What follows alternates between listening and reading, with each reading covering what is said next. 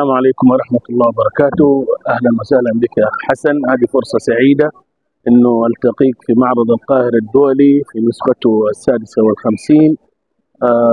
أنا طبعا جميل عبد الرحمن هوساوي.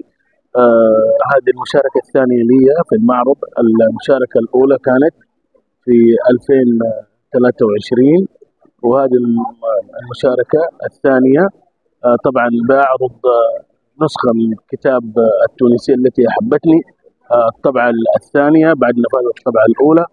وطبعا كثير من الجمهور بيتساءل عن الجزء الثاني، فالجزء الثاني إن شاء الله حينزل قريب في شهر شوال بعد ما ننتهي إن شاء الله من تدقيقه وتصحيحه لغويا حينزل إن شاء الله تعالى.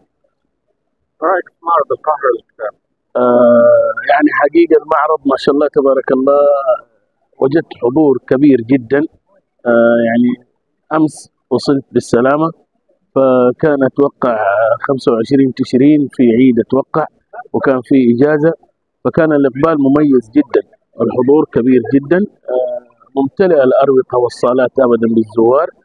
وهذا طبعا ما لمسناه من الشعب المصري بثقافته المتطورة دائما والمتميزة.